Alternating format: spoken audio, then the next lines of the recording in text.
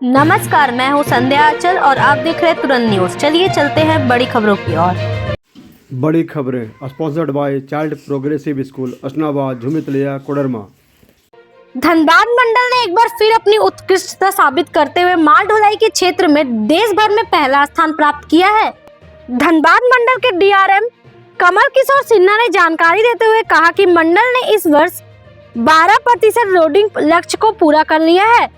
साथ ही बीते वित्तीय वर्ष में 30,000 करोड़ रुपए की कमाई के लक्ष्य में से 26,000 करोड़ रुपए अर्जित किए हैं, जो एक महत्वपूर्ण उपलब्धि है। मध्य प्रदेश के पन्ना में एक युवक ने अपनी पत्नी पर गंभीर आरोप लगाए हैं। पीड़ित ने पुलिस अधीक्षक ऑफिस में शिकायत कर कहा है कि उसकी पत्नी उसे बेरहमी से मारती पीटती है। युवक ने कहा कि मेरी पत्नी मुझे मारती है, मुझे बचाओ साहब। पीड़ित युवक ने इस पूरे मामले को हिडन कैमरे में रिकॉर्ड भी किया है, जिसका सबूत पुलिस को सौंपा गया है। फिलहाल पुलिस इस मामले की जांच पड़ताल में जुटी है। जानकारी के अनुसार 30 वर्षीय लोकेश मांझी रेलवे विभाग में लोको पायलट के पद पर कार्यरत है। उन्होंने जून 2023 में हर्षिता रेकवार नाम की लड़की से शादी की थी। लोकेश का आरोप है कि शादी के बाद पत्नी, सास और साला पैसों और सोने चांदी की मांग करने लगे। पत्नी शादी के बाद से ही उन्हें उनके माता पिता और दोस्तों से मिलने नहीं देती थी। साथ ही कहा कि मेरी पत्नी मुझे गाली गलौज और मारपीट करती है।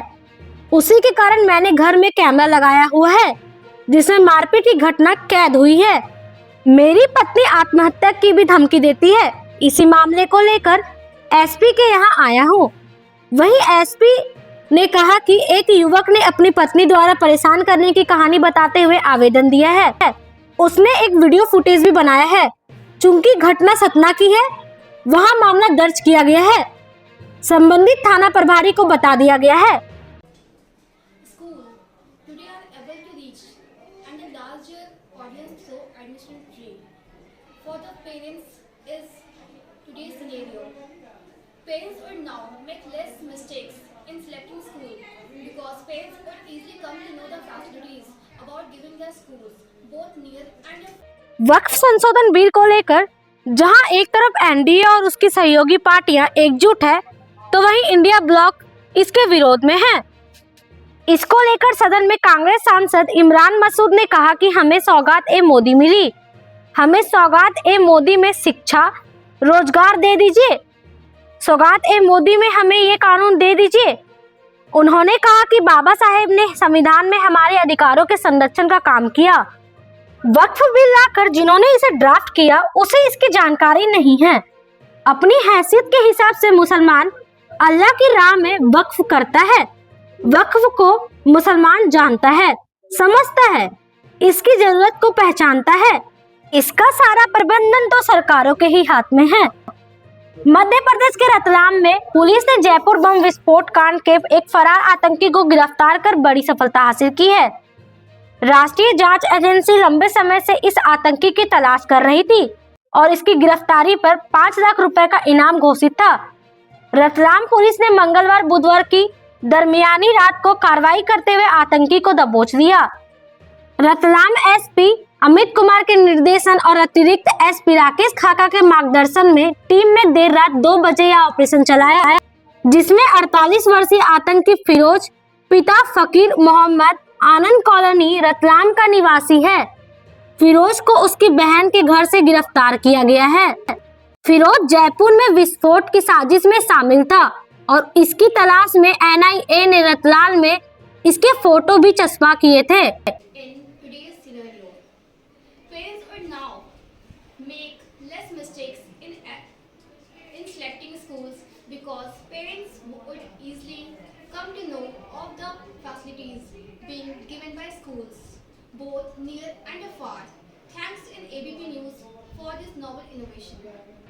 सुप्रीम कोर्ट ने चर्चित नीतीश कटारा हत्याकांड के दोषी विकास यादव की अंतरिम जमानत याचिका पर यूपी सरकार और पीड़ित की मां नीलम कटारा से जवाब दाखिल करने को कहा है। विकास यादव ने अपनी मां की गंभीर बीमारी का हवाला देते हुए जमानत की मांग की है। इस मामले में अगली सुनवाई 15 अप्रैल को होगी। वहीं सुप्रीम कोर्ट ने एम्स द्वारा गठित मेडिकल बोर्ड को निर्देश दिया है कि वह विकास यादव की मां के स्वास्थ्य स्थिति पर एक रिपोर्ट पेश करे। यह रिपोर्ट अगली सुनवाई से पहले दाखिल करनी होगी।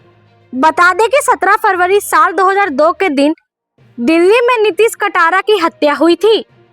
नीतीश का बाहुबली नेता डीपी यादव की बेटी भारती यादव के साथ प्रेम संबंध था। भारती के भाई विकास यादव ने अपने चचेरे भाई विशाल यादव और सुखदेव पहलवान के साथ मिलकर नीतीश की हत्या की थी। उस समय डीपी यादव की बेटी भारती यादव गाजियाबाद के एक मैनेजमेंट इंस्टीट्यूट में पढ़ाई कर रही थी। इसी इंस्टीट्यूट में पढ़ाई करते हुए भारती की मुलाकात नीतीश कटारा से हुई।